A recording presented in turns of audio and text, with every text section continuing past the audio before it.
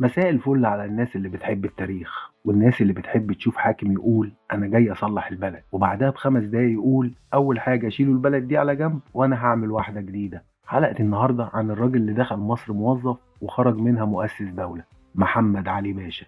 أول حاكم في التاريخ يقول هنعمل إصلاحات شاملة ومفيش حد يسألني أنا بعمل إيه. محمد علي مش مصري أصلا، اتولد في قولة بشمال مقدونيا لأسرة ألبانية سنة 1769، يعني حرفيا مهاجر جه يشتغل. كان تاجر تبغ وبعدين ضابط صغير في الجيش العثماني، وكان وصولي من صغره، اتجوز من هانم وبقى يكبر في المناصب. ولما الحملة الفرنسية احتلت مصر سنة 1798 العثمانيين قالوا يلا نبعت جيش يرجع مصر. محمد علي كان واحد من الجيش ده، بدل ما يرجع قرر انه يقعد ويستنى الفرصة. محمد علي جه مصر مع الجيش العثماني، كان المفروض يحررها من الفرنسيين ويرجع، بس الواضح انه لما شاف الجو قال البلد دي محتاجة إدارة وانا عندي الباور بتاع الإدارة وجاهز. في الوقت ده مصر كانت مماليك، عثمانيين، انجليز، ناس بتدعي على الكل، يعني باختصار حكومة ائتلاف بس من غير حكومة. مصر وقتها كانت فوضى، مماليك، عثمانيين، انجليز، علماء ازهر، وكل واحد عاوز يحكم. محمد علي لعبها صح، صاحب الشعب، طبطب على العلماء، خوف المماليك وضحك على العثمانيين، يعني سياسة أنا معاك بس لو كسبت هبقى ضدك. سنة 1805 الشعب والعلماء قالوا عاوزين حاكم يمشي الدنيا. فجأة محمد علي طلع وقال أنا موجود. السلطان العثماني قال ماشي تبقى والي بس تابع ليا. محمد علي قال طبعا يا فندم. المماليك كانوا زي المعارضة التقيلة، فلوس، سلاح، نفوذ. محمد علي قال نحل الموضوع بالحوار. دعاهم لحفلة في القلعة، الناس فرحت وقالت باشا ديمقراطي عامل حوار وطني. دخلوا، البوابات اتقفلت، الجنود اتضربوا بالنار، ودي كانت أول مرة في التاريخ حد يعمل بلوك لكل الخصوم مرة واحدة. مذبحة القلعة 1811 محمد علي عمل ريسيت للحكم قاسي جدا بس فعال جدا جدا. لو كان عنده سوشيال ميديا وقتها كان كتب تم تنظيف القائمة بنجاح. محمد علي قرر يطور البلد بس بطريقته. الزراعة كل الأراضي للدولة، المحصول للدولة، الفلاح موجود في الصورة الجماعية بس. احتكر الزراعة، ركز على القطن، عمل مصانع، بنى ترسانة وسفن، يعني حرفيا دولة صناعية قبل ما كلمة صناعية تبقى ترند. يعني لو شفت مشروع قومي دلوقتي فده يبقى جده الأكبر.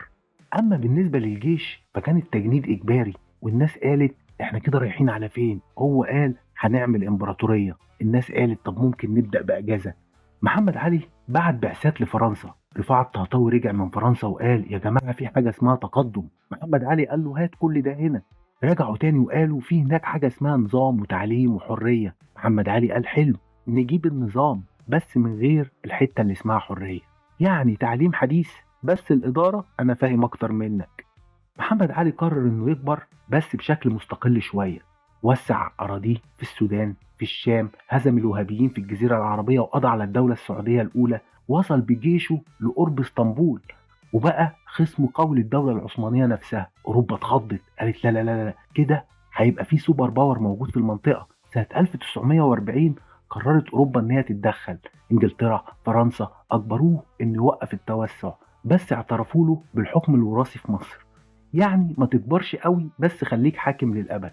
يعني من الآخر هو خسر الإمبراطورية وكسب دولة. محمد علي عمل جيش حديث، تعليم، صناعة، إدارة مركزية، بس كمان احتكار، قبضة قوية، مفيش مساحة اعتراض، يعني نموذج هنطور البلد بس من غير ما البلد تتدخل. محمد علي كان عنده حلم يبني دولة قوية، بس السؤال هل الدولة القوية لازم تبقى من فوق لتحت ولا ممكن تبقى من الناس لفوق؟ محمد علي اختار طريق انا هبني وانتوا هتتفرجوا، وبصراحة الراجل بنى كتير، بس ساب لنا سؤال لحد النهاردة مش عارفين اجابته. هو ينفع نعمل نهضة من غير ما حد يسألك هو احنا رايحين فين؟ محمد علي كان شايف ان البلد محتاجة تطوير سريع، وان التطوير السريع محتاج قرار سريع، والقرار السريع محتاج حد واحد، والحد الواحد هو طبعا. والفكرة دي غريبة بس برضو مألوفة شوية، ان دايما يبقى في اقتناع ان الدنيا لو اتسابت للناس هتبقى فوضى، فخلينا نخليها منظمة جدا لدرجة ان محدش يعرف يتحرك. محمد علي كان بيقول انا ببني دولة حديثة، والناس كانت بتقول